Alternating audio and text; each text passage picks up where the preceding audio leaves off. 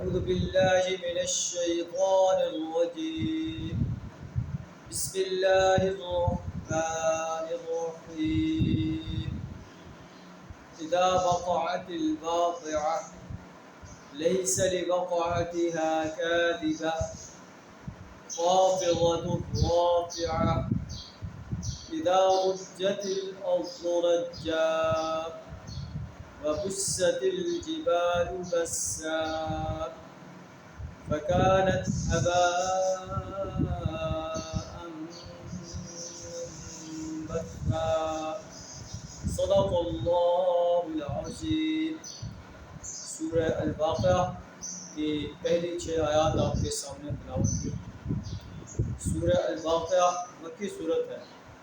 اس کے اندر توحید اور آخرت کے بارے میں بڑے مدلل انداز سے بیان کیا ہے. اس کے ساتھ ساتھ جو لوگ توحید کی دعوت کو قبول کر رہے ہیں ان کا حسین انجام بیان کیا ہے. ان کے 2 کیٹیگریز بتائی گئی ہیں. ایک السابقون ہے، دوسرے اصحاب الجحیم. السابقون اعلیٰ درجے میں ہوں گے اور اصحاب الجحیم ان سے ذرا کم درجے میں ہیں. اور جو لوگ توحید کی دعوت کو، رسالت کی دعوت کو، یوم حساب کی دعوت کو قبول کرنے سے انکاری ہیں انہیں اللہ کا قرآن اصحاب الشمال قرار دیتا ہے. یہ جہنم کی آگ میں جلیں. اسے الواقعہ اس لیے کہا جاتا ہے، اس میں الواقعہ کا لفظ ہے. اذا وقعت الواقعہ، جب واقع ہونے والی چیز واقع ہو جائے گی. آیات کا ترجمہ کچھ اس طرح ہے. اذا وقعت الواقعہ، جب وہ ہونے والا واقعہ پیش آ جائے گا. لیس لوقعتها کاذبہ، اس کے وقوع کو کوئی جھٹلانے والا نہ ہوگا. خافضۃ رافعہ، یہ تہو بالا کر دینے والی ایک آفت ہوگی جو بڑے بڑے متکبر انسانوں کو پٹخ دے گی. جو اب دنیا کے اندر اپنے آپ کو بڑے سمجھتے تھے انہیں پس کر دے گی. اور جو عثمان انسان، غریب انسان تھے، غلام تھے، انہیں بلند کر دے گی. خافضۃ رافعہ، وہ تہو بالا کر دینے والی آفت ہوگی. اذا رجت الارض رجا، اس وقت کا تصور کو جب زمین یک بار کے ہلا دی جائے گی. جیسے سورہ زلزال میں ہے اذا زلزلت الارض زلزالها، جب زمین کو ہلا کر رکھ دیا جائے گا.